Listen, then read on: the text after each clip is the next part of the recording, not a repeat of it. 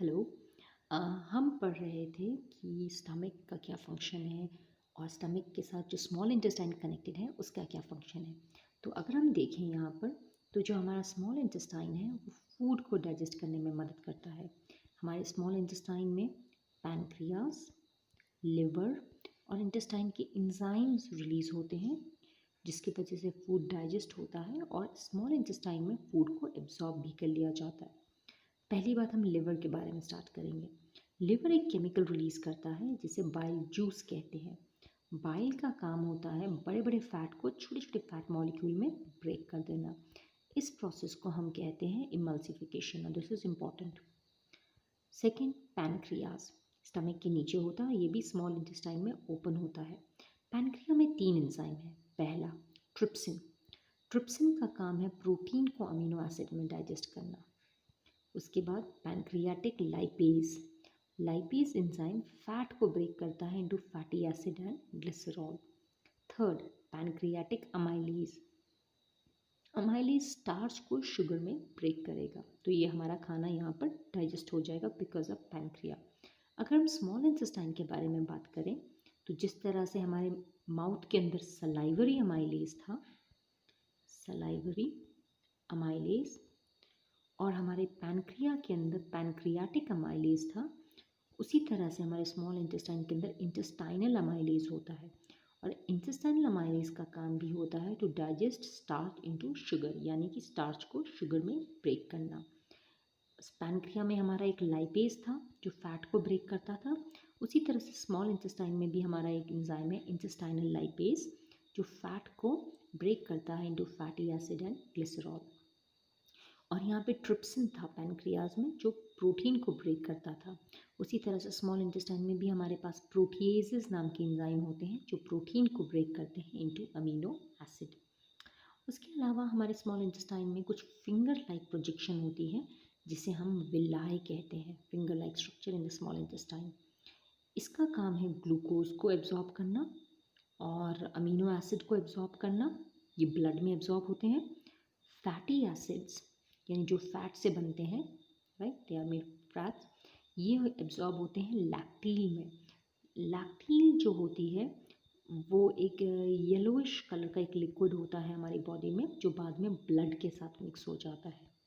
Yellow liquid जो बाद में ब्लड के साथ मिक्स हो जाता है, that is called लैक्टील।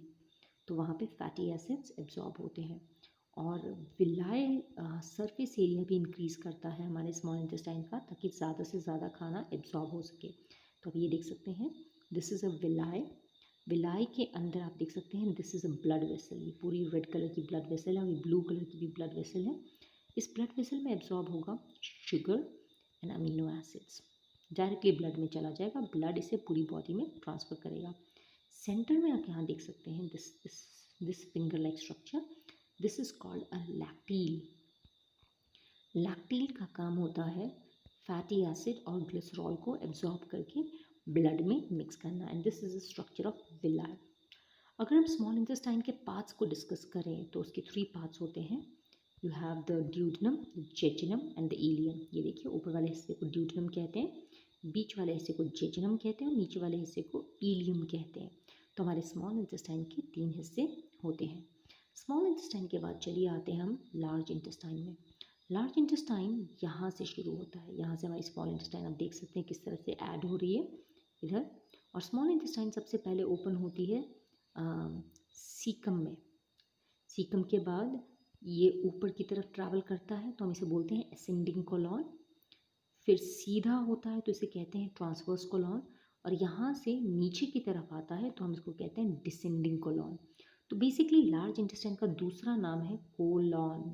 Colon colon colon तीन हिस्सों में डिवाइड होता है। असेंडिंग, जहाँ से अनडाइजेस्टेड फूड ऊपर जाता है।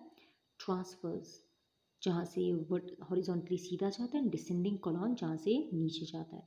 स्मॉल इंटेस्टाइन में सारा खाना एब्जॉर्ब हो जाता है, all the food is absorb in the small intestine. जो खाना हमारी बॉडी ब्रेक नहीं कर पाती है और ब्लड में एब्जॉर्ब नहीं करती है, वो अनडाइजेस्टेड फूड हमारे लार्ज इंटेस्टाइन में चले जाते हैं लाइक दिस, और ये बनाते हैं फिर पूप और फीसीस।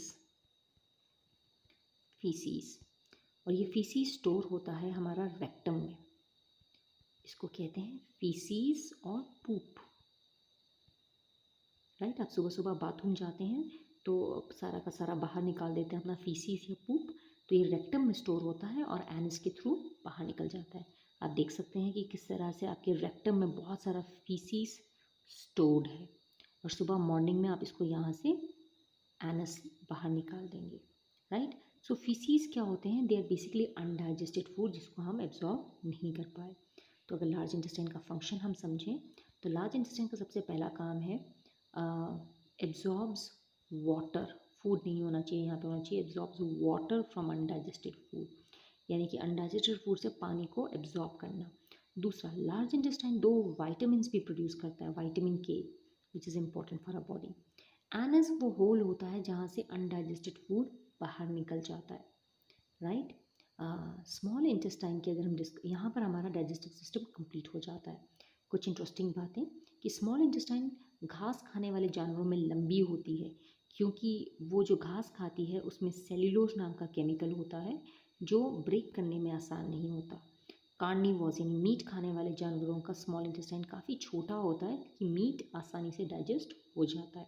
Meat is made up of proteins, protein आसानी से डाइजेस्ट हो जाते हैं। अगर आपके स्टमक में ज़्यादा हाइड्रोक्लोरिक एसिड प्रोड्यूस हो HCl, तो उससे हमारी स्टमक की वॉल डैमेज हो जाती है। इस बीमारी को एसिडिटी कहते हैं। अगर आप ब्रश नहीं करेंगे तो जो खाना आप खाते हैं वो शुगर में ब्रेक होगा, और ये शुगर जो है ये एसिड में कन्वर्ट होंगी बाय बैक्टीरिया। हमारे मुंह के अंदर बैक्टीरिया होते हैं जो शुगर को एसिड में कन्वर्ट करते हैं, और ये एसिड धीरे धीरे हमारे दांत को सॉफ्ट कर देगा और हमारा दांत टूट जाएगा। कभी कभी हमारे दांत में प्लैक भी लग जाता है, निशान भी लग जाते हैं। इनको हम बोलते हैं डेंटल कैविटीज़। चलिए आज के लिए इतना ही करेंगे। Have a nice day.